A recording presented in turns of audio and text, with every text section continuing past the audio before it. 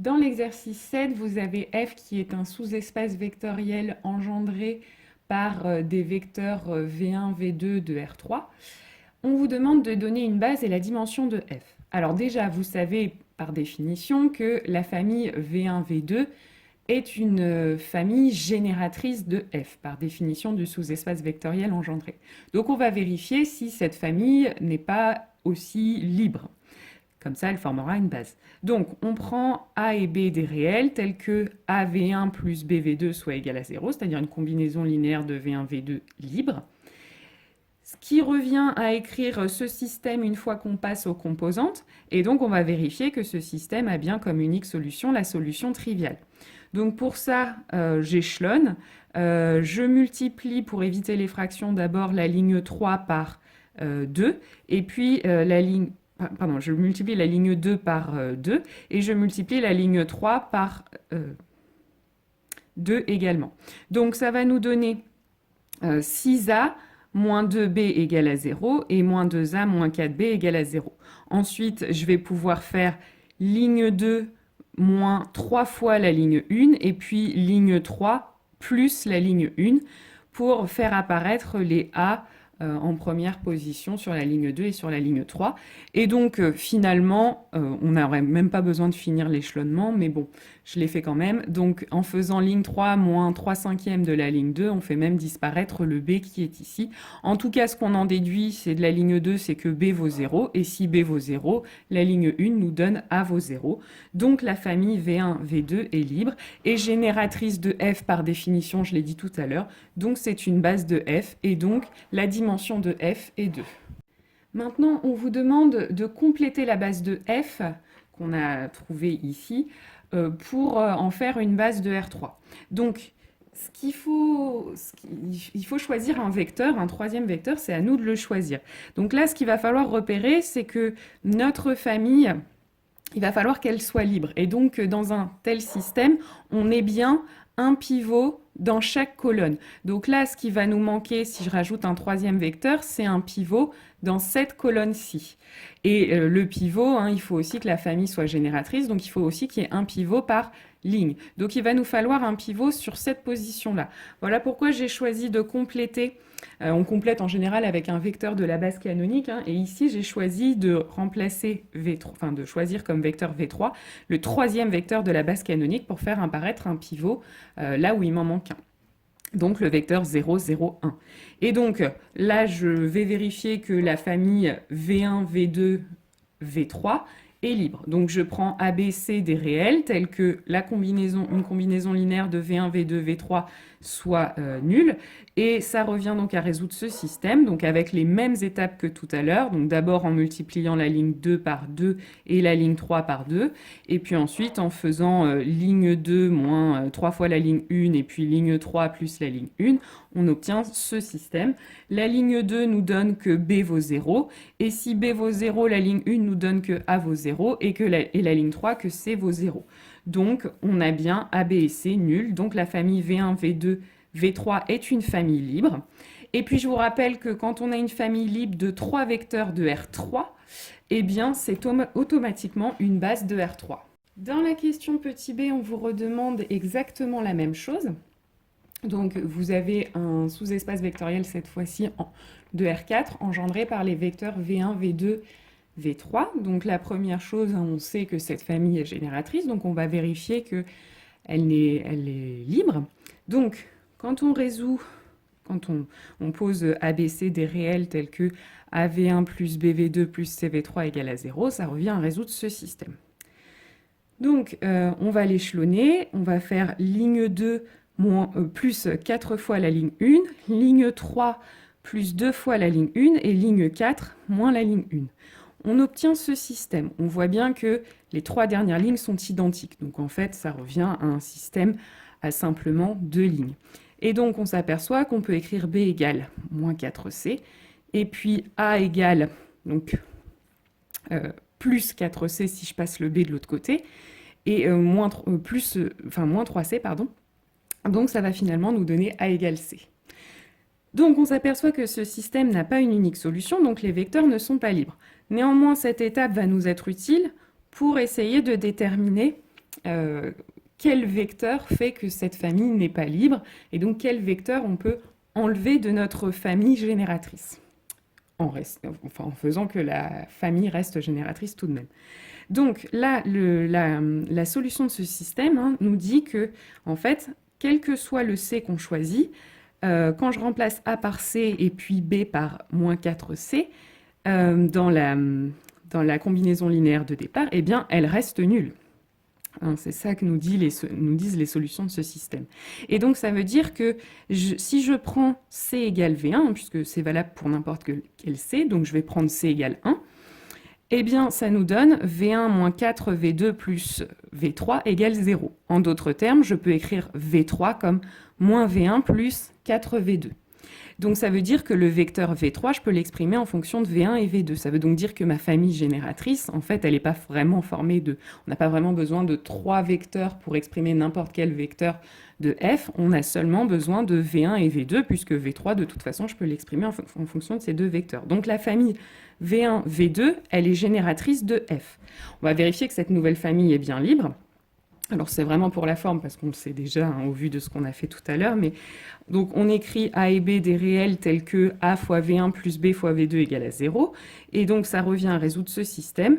Mêmes étapes pour échelonner, donc on va se ramener avec un système à simplement 2 lignes, donc A plus B égale 0 et puis B égale 0. Donc la deuxième ligne nous donne tout de suite que B égale 0 et la première, on en déduit que A égale 0 aussi. Donc la famille V1, V2 est libre. Donc c'est une base de f, puisqu'on a dit qu'elle était génératrice et libre, et dimension de f égale 2 puisque j'ai 2 vecteurs dans ma base. Et donc maintenant, même chose que tout à l'heure, il va falloir compléter cette famille pour en faire une base de R4.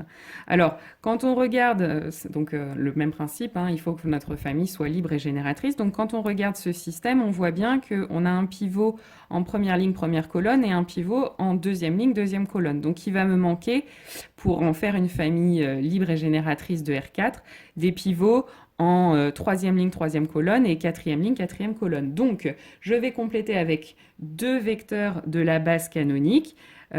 Premier vecteur que j'appelle V4 et qui sera le vecteur 0, 0, 1, 0 pour faire apparaître un vecteur en troisième ligne, troisième colonne. Et puis V5 qui va être le vecteur 0, 0, 0, 1 pour faire apparaître un pivot sur la quatrième ligne, quatrième colonne. Alors, donc, une fois que j'ai fait ça, je vais vérifier que ma famille est bien libre. Donc, je prends A, B, C, D des réels tels que AV1 plus BV2 plus CV4 plus DV5 égale 0. Ça revient à écrire ce système. Je l'échelonne.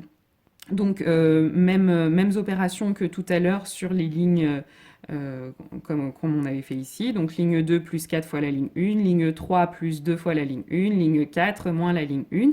On obtient ce système.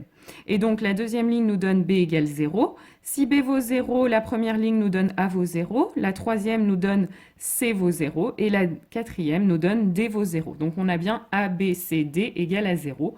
Donc la famille V1, V2, V4, V5 est une famille libre. Elle comporte 4 vecteurs de R4. Donc si la famille est libre, elle est automatiquement une base de R4. Exercice 8, on vous donne un sous-ensemble f de R4 et on vous demande de donner une base et la dimension de f. Donc, qui dit donner une base dit d'abord chercher une famille déjà génératrice. Donc, c'est-à-dire une famille qui va permettre d'exprimer n'importe quel vecteur de f, donc un vecteur u de coordonnées x, y, z, t appartenant à f, comme combinaison linéaire de vecteurs de f. Et donc là, qu'est-ce que ça veut dire que U appartient à f Pour appartenir à f, il y a 2 conditions à remplir. Il faut que x soit égal à y moins 3z et que z soit égal à 2t.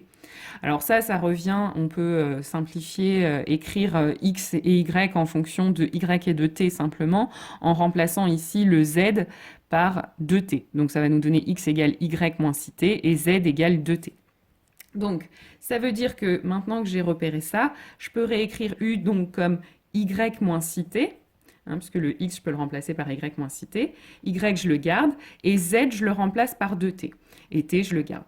Et donc maintenant que j'ai pu écrire plus simplement exprimer en fait la forme générale des vecteurs de f, je vais pouvoir les écrire comme combinaison linéaire de deux vecteurs. Pourquoi deux vecteurs? Parce que j'ai deux paramètres dans la forme générale des vecteurs de f. Donc je vais écrire je vais décomposer les parties avec y et les parties avec t, et puis le y, je vais le sortir du vecteur. Donc, c'est-à-dire que là, j'ai un y, donc je vais prendre comme vecteur 1. Ensuite, là, j'ai encore un y, donc 1. Là, j'ai pas de y, donc 0. Et là, j'ai pas de y, donc 0. Et donc, en multipliant ce vecteur par y, je fais réapparaître les y qu'on avait dans le vecteur u ici. Et puis ensuite, je vais faire la même chose avec les t. Donc là, j'en ai moins 6, là, j'en ai 0, là, j'en ai 2, et là, j'en ai 1. Donc en faisant t fois ce vecteur, je réobtiens les parties avec t, et puis ensuite, en ajoutant ces deux vecteurs, je réobtiens le vecteur u de base. Donc en fait, ça montre que je peux exprimer n'importe quel vecteur u de f comme une combinaison linéaire de ces deux vecteurs-là. Donc, ces vecteurs que j'appelle V1 et V2. Et donc, ces deux vecteurs, on peut vérifier qu'ils appartiennent à f, hein, puisque là, si je prends mon premier vecteur, j'ai bien x qui est égal à y moins 3z. Hein, j'ai bien, donc, x c'est 1, y c'est 1, et z c'est 0. Donc, j'ai bien l'égalité x égale y moins 3z. Et puis j'ai aussi l'égalité z est égal à 2t, hein, parce que 0 est bien égal à 2 fois 0. Donc V1 appartient à f. Et puis on peut faire la même chose avec le deuxième vecteur, donc V2 appartient bien à f également. Donc finalement, ça veut dire que je peux exprimer n'importe quel vecteur u comme combinaison linéaire de deux vecteurs de f. Donc la famille V1, V2 est une famille génératrice de f. Pour montrer que c'est une base, il nous reste à montrer que cette famille est libre. Donc je prends A et B des réels tels qu'on est AV1 plus BV2 égale à 0. Ça revient, cette combinaison linéaire nulle, à écrire ce système une fois qu'on passe aux composantes. Et donc la dernière ligne nous donne directement B égale 0 et la deuxième A égale 0. Donc on a bien V1, V2 qui est une famille libre. Elle était génératrice, donc c'est une base de F et la dimension de F est donc égale à 2. Et donc ensuite, question petit b, on vous demande de compléter cette base en base de R4. Donc de la même façon, hein, je vais compléter cette base avec des vecteurs de la base canonique. Donc le vecteur V3 qui sera le vecteur 0, 0, 1, 0 et le vecteur V4 qui sera le vecteur 0, 0, 0, 1. Donc je vais déjà démontrer que la famille V1, V2, V3, V4 forme une famille libre. Donc, je prends une combinaison linéaire des quatre vecteurs nuls. Ça revient à écrire, quand on passe aux composantes, ce système. Et donc, on s'aperçoit très rapidement que A vaut 0. Si A vaut 0, la première ligne nous donne B vaut 0. Si B vaut 0, la troisième ligne nous donne C vaut 0. Et si B vaut 0, la quatrième ligne nous donne D vaut 0. Donc, on a bien nos quatre variables qui sont nulles. Donc la famille V1, V2, V3, V4 est une famille libre. C'est une famille libre qui comporte 4 vecteurs de R4, donc c'est automatiquement une base de R4.